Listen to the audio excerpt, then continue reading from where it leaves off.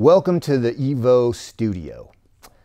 Today I want to quickly run you through moving time lapses using our EVO Rage. Okay. First thing you need is our EVO app, which is available at the App Store or either Android or iOS, your choice. You want to have your batteries fully charged in your EVO Rage, and you want to have your weapon of choice. For us, it's the GH5.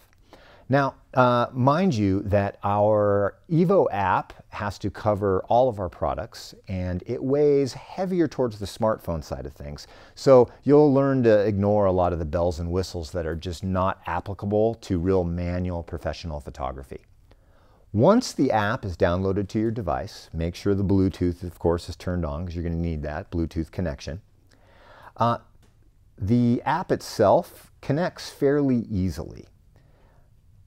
Once it launches at the home screen, you hit connect your device will pop up. There's EVO Rage. You simply pick the device, the app seamlessly connects to it, boom, you're in. You're not going to see a screen or any imagery on the app, and again, that's because the app does weigh more towards the smartphone side of things, but that's really irrelevant because we're here for manual time-lapse creation.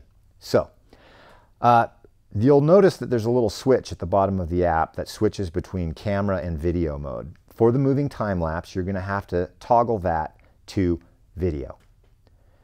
Then at the top, you have a little quasi-film strip, which gives you basically two video shooting modes, default being one and moving time-lapse being the other. Once you select moving time-lapse, you're ready to start programming the gimbal.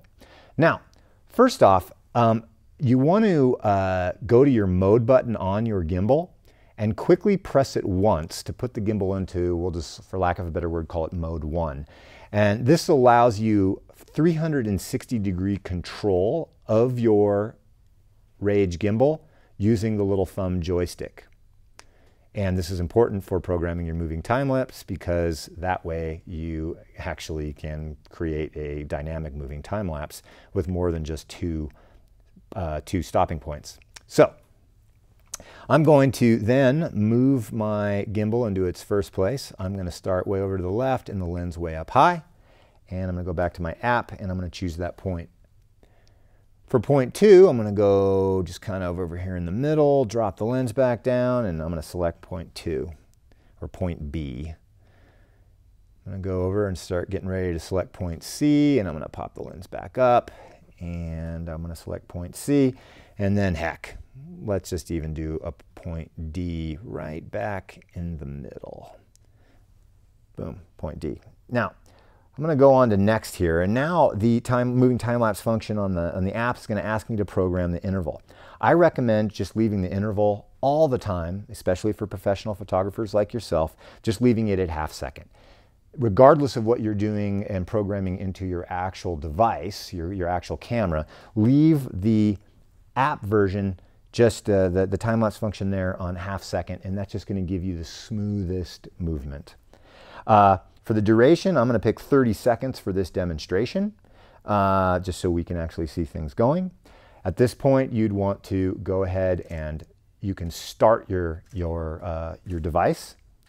I'm going to hit start here, and my gimbal is going to move back to the starting point. Now, we've programmed the GH5 here to shoot for approximately 5 minutes, which is longer than what I programmed into the gimbal. So now we have started into the movement, and when you look at your phone, you can see the progress report moving from point A to point B to point C and to point D.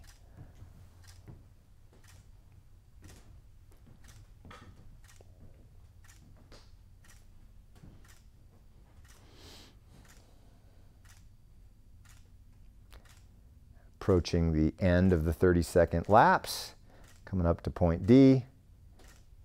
And the moving time-lapse is done.